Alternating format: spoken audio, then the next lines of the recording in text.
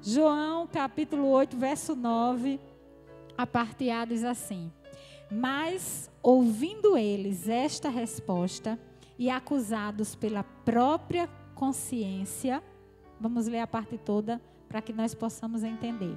Foram se retirando um por um, a começar pelos mais velhos até os últimos, ficando só Jesus e a mulher no meio onde estava. Vamos ler todos nós juntos? Vamos lá, o verso 9. Mas, ouvindo eles esta resposta e acusados pela própria consciência, foram se retirando um por um, a começar pelos mais velhos até aos últimos, ficando só Jesus e a mulher no meio onde estava. Então, hoje, meus queridos, aprove ao Senhor, né, na nossa leitura bíblica aqui no Novo Testamento, nós meditarmos aqui sobre uma das coisas, né, que hoje nós meditamos. E nós não só meditamos, mas nós precisamos também aprender. Diga, aprender. Porque quando a gente aprende uma coisa, é ruim ou é bom? É ruim ou é bom? É bom. E quando a gente aprende e a gente pratica, é bom ou é melhor? Melhor ainda, quando a gente pratica. E nós abrimos a Bíblia e Deus fala conosco, porque a Bíblia é a palavra de Deus. E aí nós retiramos, né, daquilo que a gente lê, a gente retira um ensino para nós. Deus fala claramente aos nossos corações. E que coisa boa quando Deus fala e a gente, Deus, eis-me aqui para mudar. Eis-me aqui, Senhor, para praticar. Eis-me aqui, Senhor, para ser uma pessoa melhor. Porque todos nós estamos num processo de quê, irmãos? Santificação. E o processo de santificação, por fim, será o quê? Quem pode me dizer? Nós estamos num processo de santificação e por fim, a vida eterna, irmãos. Não é assim que diz a Bíblia? A gente está no processo de santificação. Por fim, qual é o nosso alvo? É a vida eterna. Até lá a gente está aprendendo, até lá, né, a gente está se moldando, até lá o Senhor está fazendo vaso, aqui está pegando vaso, está fazendo do jeito que Ele quer, da forma que Ele quer. E hoje, irmãos, como eu aprendi, não sei se você que já leu, você aprendeu, mas hoje como eu aprendi, e eu vou compartilhar com você novamente esse trecho da mulher adúltera. Versículo 1, né? Vamos acompanhar aqui. Eu sei que a maioria de vocês já conhecem, né? Mas a Bíblia, ela é renovada. Quando a gente ama a palavra, a diferença está na motivação de ler a palavra. Diga assim, olhe para você mesmo: eu preciso orar para que o amor seja o quê? Me motive a ler a Bíblia. Vamos de novo, vamos fazer essa oração. Fala aí com Deus. Fala aí, diga: Senhor, que a minha motivação para ler a tua palavra seja o amor. Então você vai ler 300 vezes, mas o que é que vai acontecer? Você vai ser renovado. Sim ou não? Vai ser renovado. Então olha só, versículo 1. Jesus, entretanto, foi para o Monte das Oliveiras. Verso 2 diz: de madrugada voltou novamente para o templo. E todo o povo ia ter com ele. E assentando os ensinava. Verso 3. Os escribas e fariseus trouxeram à sua presença uma mulher surpreendida em adultério. E fazendo-a ficar de pé no meio de todos. Verso 4 diz: disseram a Jesus: Mestre, esta mulher foi apanhada em flagrante adultério. Até aí eu quero meditar com você. Eu quero falar para você nessa noite, eu quero meditar com você. Eu já preguei no programa de rádio sobre essa mensagem, mas Deus me tocou o meu coração para trazê-la novamente hoje aqui para a igreja, porque eu sei que muitos não ouvem nem assistem o programa de rádio, né? Afinal de contas, ele também é transmitido pelo Instagram. Mas eu quero falar para você sobre o espírito de acusação. O espírito de acusação. Geralmente, né, a pessoa que acusa, quando ela chega para mim ou para você, ela não quer saber nem, muitas vezes, de justificativa. Ela não quer saber nem o motivo pelo qual ela está lhe acusando. Ela não quer saber se você vai ficar ferida. Ela não quer saber se você vai ficar triste. A pessoa que acusa tem prazer, muitas vezes, em fazer isso. Fica feliz em fazer isso. E se tem uma pessoa assim que é mestre em fazer isso, é Satanás. Ele é, a Bíblia fala que um dos nomes dele é o acusador. E um dos papéis dele é acusar. Toda hora Satanás está acusando, né, inclusive a mim e a você, toda hora. E ele também usa pessoas para fazer isso. A pessoa dá brecha e, né, aquela brecha que a pessoa dá vai ser usado da mesma forma que tem pessoas que são usadas por Deus, haverá pessoas que serão usadas pelo inimigo. E elas terão prazer em acusar. Até Jesus voltar, vai ser assim. Ainda mais que a Bíblia diz que o mundo jaz no maligno. Então, o tempo está passando e as pessoas estão fazendo as suas escolhas, como diz Apocalipse. O justo procura praticar mais justiça. E o injusto procura ser mais injusto ainda. E uma das coisas que muitas pessoas, infelizmente, gostam e sempre gostarão de fazer, a não ser que sejam transformados pelo poder que há em Cristo Jesus de verdade, é acusar outras pessoas. Acusam, pode ter motivo ou pode não ter motivo, mas gostam de acusar. E aqui estava uma mulher que ela até tinha, vamos dizer assim, humanamente falando, um motivo para que alguém chegasse e a acusasse. Essa mulher havia cometido um pecado. E o pecado que essa mulher havia cometido era um pecado de adultério.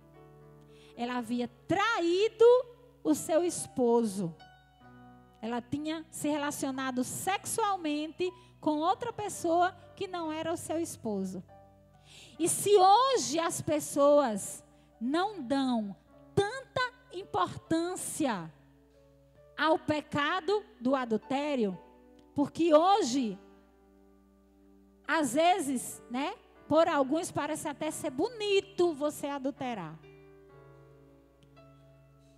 Fazem música, fazem piada, fazem chacota, se reúnem em um grupo e acham bonito o pecado do adultério, quando para Deus a Bíblia fala que o adúltero nem sequer vai herdar o reino dos céus. Não entrará no céu o adúltero, aquele que tem o seu marido, aquele que tem a sua esposa e adultera. É isso que diz a palavra de Deus. E estava aqui uma mulher que, eu repito, até tinha algum motivo para alguém chegar e dizer: olha, ela cometeu um grave delito. Ela cometeu um crime grave para a sociedade, porque, eu repito, naquele tempo era algo muito sério. Embora que hoje, né, as pessoas banalizem isso, que não deve ser banalizado, porque casamento continua sendo instituição do Senhor. Casamento continua sendo plano perfeito de Deus. Casamento não é uma instituição falida, como as pessoas pregam aí. Ao casamento se deve respeito, ao casamento se deve fidelidade. Mas aqui nesse tempo era algo muito sério. E havia, os escribas e os fariseus, no versículo 3, trouxeram à presença de Jesus essa mulher e disseram: mestre, ela foi flagrada. Além dela ter cometido ali aquele delito, aquele pecado, ela ainda havia um agravante. Que não era um disse-me-disse. Não era assim, olha, fulano está tendo um comentário aí que fulano adulterou. Está tendo um comentário que fulano adulterou. Não, aquela mulher havia sido pega em flagrante. E segundo a lei, ela deveria ser apedrejada. É isso que diz o verso 5, acompanhe comigo. E na lei nos mandou Moisés que tais mulheres sejam apedrejadas. Tu, pois, que dizes? Os escribas e os fariseus, que gostavam de fazer longas orações, os escribas e os fariseus, conhecidos como religiosos daquela época, os escribas e os fariseus, foram, além de testar Jesus, eles se vestiram com a roupa da acusação, para levar aquela mulher à presença de Jesus e fazer o que fizeram lá com Jesus, quando Jesus estava, a decisão entre Jesus e o ladrão lá, e o povo crucificam. Esse sempre será o papel do acusador. Versículo 7, versículo 6. Isto diziam eles, tentando para terem do que o acusar. Mas Jesus, inclinando-se, escrevia na terra com o dedo. Versículo 7. Como insistissem na pergunta, Jesus se levantou e disse: aquele que dentre vós estiver sem pecado, seja o primeiro que lhe atire a pedra. Jesus virou-se ali para os escribas e os fariseus e Jesus disse assim, em outras palavras: aquele que não tiver um só pecado, comece o espetáculo que vocês tanto desejam ver. Geralmente a pessoa que acusa, ela gosta de ver o circo pegar fogo. E hoje, nós podemos, nós temos em nossa sociedade contemporânea vários circos, vamos dizer assim, que dentro desses circos nós podemos ver claramente as coisas pegarem fogo e nós tomarmos a posição do acusador ou a posição do cristão de verdade. Irmãos, essa é a leitura bíblica de hoje. Quando eu li o versículo 9, quando no verso 8 Jesus inclinou e continuou a escrever e no verso 9, os homens, ouvindo essa resposta, acusados pela própria consciência, como Deus falou comigo. Aqui, só essa parte, acusados pela própria consciência. A Bíblia diz que todos nós somos pecadores e carecemos da glória de Deus.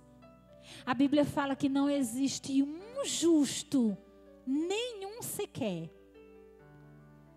E por que é que muitas vezes nós nos colocamos na condição do acusador e não do pecador que nós somos?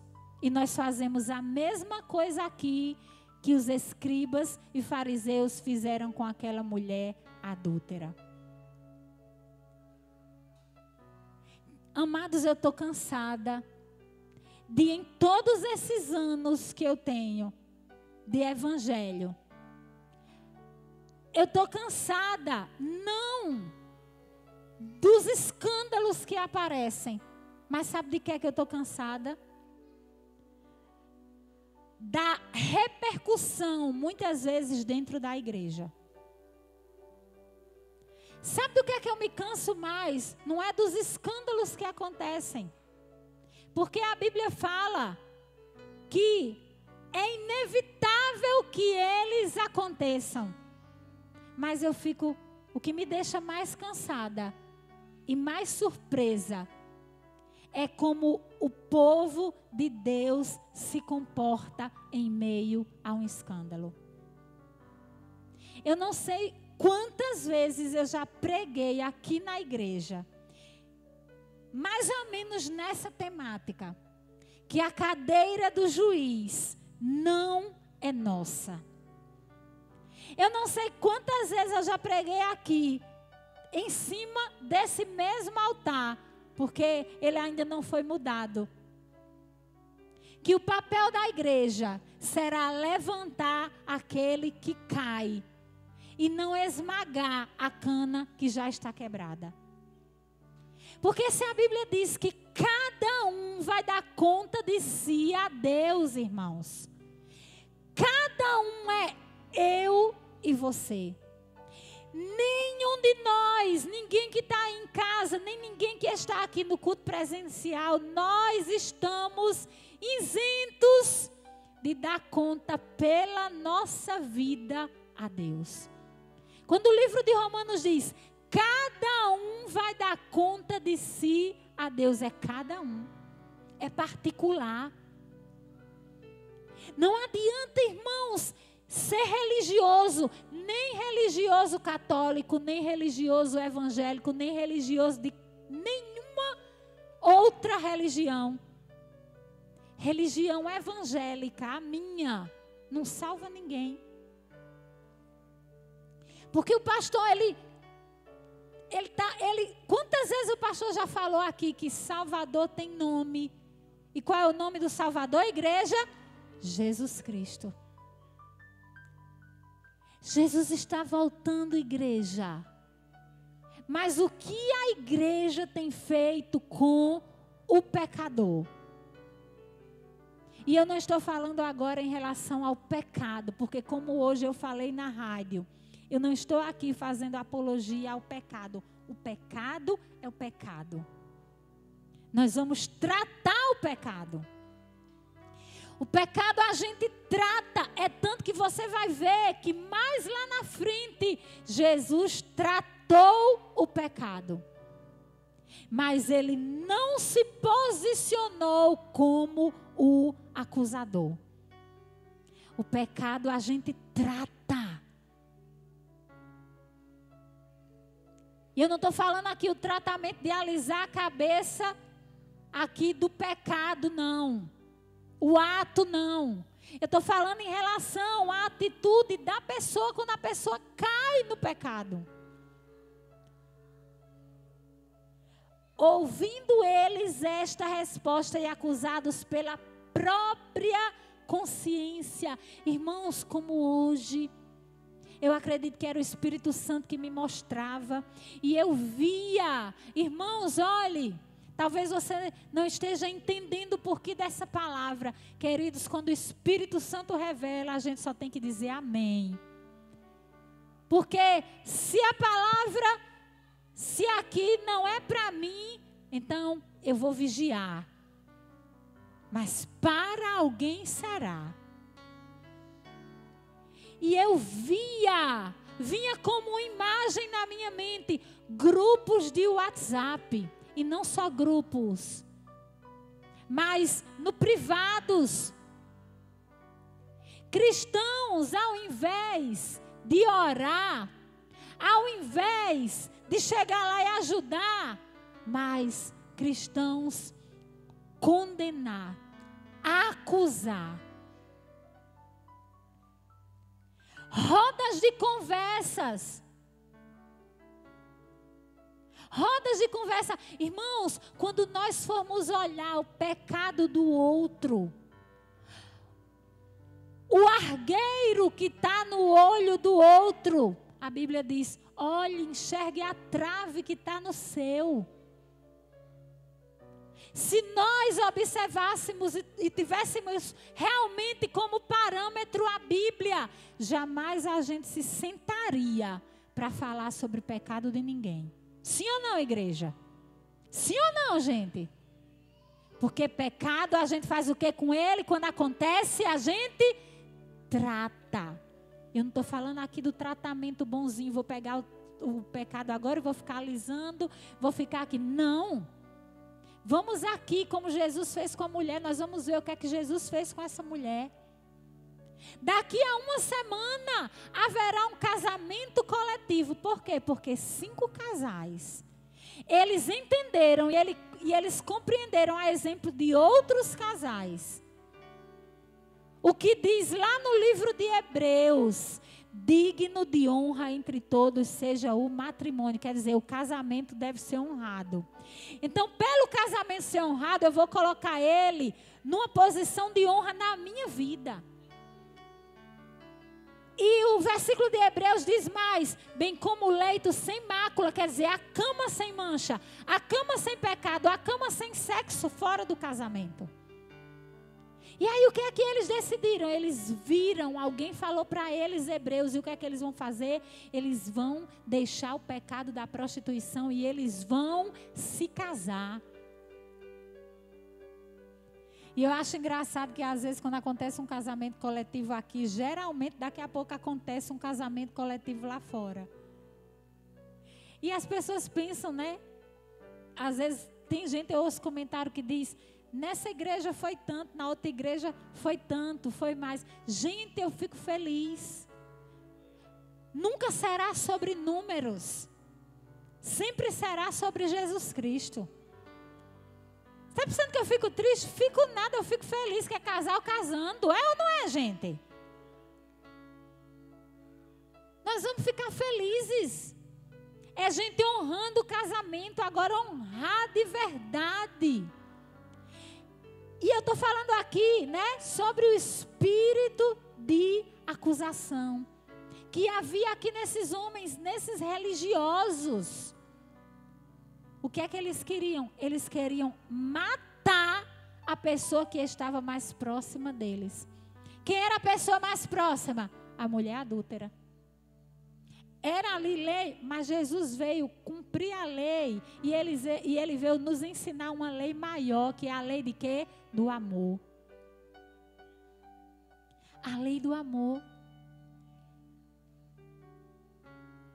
E aqui eles queriam matar o próximo. Quem era o próximo? Aquela mulher. Quantas vezes nós cristãos, nós queremos matar o nosso próximo? Não, pastora. Eu não quero matar ninguém. Sabe quando é que a gente mata? A gente mata quando está acontecendo um movimento aí. E ao invés de não acusar, de não condenar, a gente às vezes não sabe nem o que é que está passando, a gente vai ajudar a fogueira, o fogo a aumentar. É assim que a gente mata. E é tão interessante, irmãos, porque os 10 mandamentos, eles se resumiram em 2. Quais são esses 2? Amarás o Senhor teu Deus de todo o teu coração, de toda a tua alma, de todo o teu entendimento. E o segundo mandamento é: amarás o teu próximo como a ti mesmo. E o que é que a gente faz com o próximo? O que é que os fariseus queriam fazer com o próximo? Matar, apedrejo. Quem vai pegar a primeira pedra? Jesus lá, ó, escrevendo, bem tranquilozinho, bem calmo. Jesus lá, bem tranquilozinho. Quem não tiver pecado, atire a primeira pedra. Aí não tinha como, porque todo mundo era pecado. Era tipo assim, irmãos, olha aqui para mim. Quem não for pecador nesse ambiente, levante sua mão. Todo mundo fica com a mão bem baixinha. Por quê? Nós estamos em um processo de santificação e por fim o que, igreja? A vida eterna. E aí Jesus lá, quem não tiver pecado, atire a primeira pedra. Eles foram acusados pela sua própria consciência. Aqueles que estavam acusando, agora foram acusados pela sua própria consciência. Quando a gente coloca a cabeça no travesseiro, imagina aí, você vai dormir hoje, fechar os seus olhos. Às vezes a gente acusa tanto o outro. Quando a gente coloca a cabeça no travesseiro, se a nossa consciência falasse, hein, irmãos? Se a nossa consciência falasse, ei, eu tenho dívida para pagar, ei, eu menti naquilo, ei, eu tenho enganado aquilo, ei, você faz aquilo, ei. Se a nossa consciência começasse a falar audivelmente, mas ela fala. Fala ou não fala? Fala. E aqueles homens acusados pela sua própria consciência, um por um foi saindo. Um por um foi saindo. E daqui a pouco não ficou ninguém. Não ficou um. E o versículo 10, acompanhe comigo. Erguendo-se Jesus e não vendo a ninguém mais, além da mulher, perguntou-lhe: mulher, onde estão aqueles teus acusadores? Ninguém te condenou? Verso 11, respondeu ela: ninguém, Senhor. Então lhe disse Jesus: nem eu tampouco te condeno. Jesus, querido, não veio para condenar. Olhe para quem está do seu lado e diga: Cristo não veio para condenar. Agora diga: Cristo veio para salvar o pecador, o qual eu sou o principal. É assim ou não é assim que diz a Bíblia, irmãos? Jesus disse: nem eu te condeno. Jesus sabia que no coração daquela mulher, daquela adúltera, ela tinha pecado? Tinha. Mas Jesus sabia que no coração daquela mulher havia duas coisas: arrependimento e confissão. Jesus, em sua onisciência, enxergou o coração daquela mulher e viu que havia arrependimento. O que o Senhor quer de nós? Arrependimento. E Jesus viu claramente que havia outra coisa, confissão, porque a mulher chegou e os acusadores, estavam lá acusando, e ela permaneceu ali com Jesus. Irmãos, foi tão incrível que hoje o Espírito Santo de Deus falou comigo na rádio, e de repente eu pensei assim, eu falei: quem tem que se ter com o pecador é Jesus. Você está me entendendo? Quem tem que se ter com o pecador é Jesus. Sim ou não? Quem tem que se ter com o pecador é Jesus.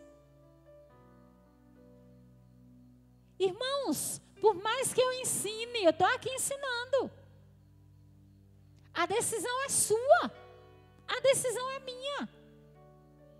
Vai adiantar alguma coisa se eu acusar? Só vou trazer pecado para mim. Quem tem que se ter com o pecador é Jesus. A mulher ali adúltera, ela foi nesse momento se ter com Jesus Cristo.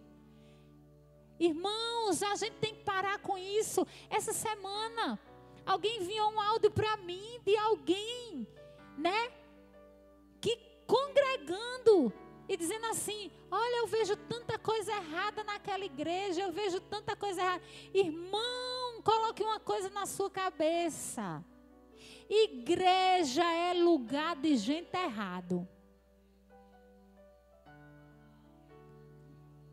Estão tudo surpresos comigo. Pastora, que negócio forte, eu não engano ninguém. Eu estou aqui, bem quietinha, na minha cadeirinha. Amanhã vai ter mais gente ainda no culto. Eu evangelizo, eu prego, eu pago minhas contas. E está dizendo que eu sou errado. Irmãos, o pecado é errado, é ou não? Irmãos, igreja é lugar de pecador. Eu tenho tanto receio, irmãos, quando chega uma pessoa perto de mim que quer ser santo demais. Eu tenho tanto receio quando eu escuto uma coisa que diz assim: eu não aguento ver determinada coisa na igreja. Irmãos, eu tenho tanto medo dessa pessoa que você nem imagina. Quando eu estou falando medo, não é medo dela me fazer alguma coisa que me protege é o Senhor, mas medo do que justamente ela pode. Eu posso até estar me contradizendo. Talvez eu não saiba lhe explicar. Mas eu tenho receio da boca da pessoa. Que quando a pessoa se santifica demais, eu sou muito santa, eu sou muito santo.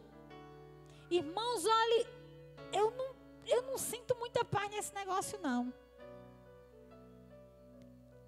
Quando eu ouço que alguém está dizendo assim, porque naquela igreja tem isso, nessa igreja, eu vejo tanta coisa ali errada na igreja. Irmão, só pode. Aqui tem um monte de pecador, está todo mundo no processo de santificação e por fim a vida eterna. Sim ou não, irmãos? Sim.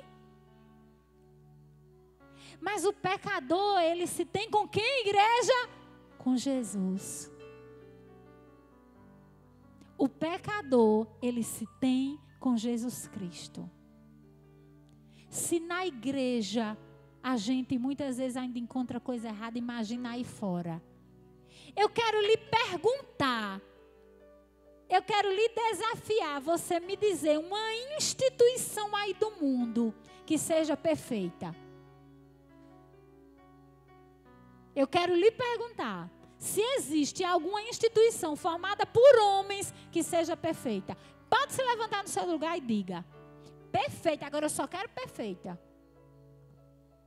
Não existe, né, Claudinha? Não existe mesmo não.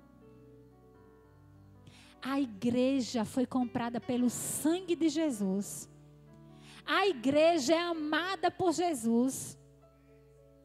A igreja, irmãos, com preço alto, lavada e remida no sangue de Jesus. O pecador vai se ter com Jesus. E Jesus, ele deseja o que de nós? Arrependimento e confissão. Aí Jesus diz o que com o pecador? Olha aqui no versículo 11, no finalzinho. Agora vá e não peques mais. Quando o pecador vai se ter com Jesus, ele compreende que o pecado desagrada a Deus. Ele entende que o pecado é algo errado, que o pecado não vai levá-lo para a salvação, para a vida eterna, lá no céu. Ele compreende que o pecado causa morte. Romanos 6:23, o salário do pecado é a morte. E o dom gratuito de Deus é a vida eterna em Cristo Jesus. Então o que é que o pecador faz? Ele confessa e ele deixa. E assim ele alcança do Senhor o que, igreja? Misericórdia. É isso que diz a Bíblia. O pecador vai se ter com Jesus. A mulher chegou para Jesus. A mulher viu arrependimento. Jesus viu, arrependimento. Jesus disse, olha, eu não te condeno, agora eu te aconselho. Vai e não peques mais. E aí é um novo proceder. Eu quero ler com você até o verso 12. Quando Jesus diz que Ele é a luz do mundo. Olha o que é que diz. De novo lhes falava Jesus dizendo, eu sou a luz do mundo. Quem me segue não andará em trevas. Pelo contrário, terá a luz da vida. Se Jesus é a luz, como é que eu vou andar em trevas? Se Jesus é a luz, como é que eu vou andar no pecado? Sendo pecador, eu estou num processo de santificação, eu posso até cair, mas voluntariamente não. Involuntariamente, vou ali, meu Deus, errei, pisei na bola, caí. O cair é do homem, mas o levantar é de Deus. E aí eu me arrependo, me volto para o Senhor. O Senhor me perdoa, eu confesso o meu pecado. 1 João 9 diz, se confessarmos os nossos pecados, o Senhor é fiel e justo para nos perdoar e nos purificar de toda e qualquer injustiça. E aí, queridos, quem segue a Jesus não anda em trevas. Eu não posso servir a dois senhores. Eu quero Jesus na minha vida, mas eu não abandono o pecado. Eu quero Jesus na minha vida, mas eu continuo nas trevas. Eu continuo aqui no erro. Aquela mulher, ela tinha praticado o adultério. Mas agora Jesus disse, olha, vais e não peques mais, eu não te condeno. Você não será apedrejada, mas agora você vai me seguir. Agora você verá a luz, porque eu sou a luz do mundo. E aquele que me segue não anda em trevas. Ao contrário, terá a luz da vida. Mas o que eu quero mesmo que fique para nós nessa noite, igreja do Senhor, é que saia todo pecado de condenação. Se de repente essa condenação que você possa estar sentindo, que saia em nome de Jesus na sua vida. Você está se sentindo condenado, condenada por alguém, acusado, acusada, que saia em nome de Jesus. Caiu o dinheiro do bazar do jantar, minha gente. Vou deixar aqui que é de Vitória e de Branquinha, já já. Ou você pode ter tomado a outra posição, não de se sentir acusado ou acusada, mas de acusar, de condenar. E é porque está na igreja, e é porque não perde um culto, e é porque está lá, e é porque faz aquilo, e é porque faz isso. Deixe que o pecador se entende com Deus. E eu vou lhe dizer uma coisa, irmãos. Quando o pecador ele quer ser tratado, na igreja tem pastores e o pecado vai ser tratado. E a pessoa vai continuar. Qual é o nosso fim, igreja? Qual é o nosso fim? A vida eterna. Santificação e, por fim, a vida eterna.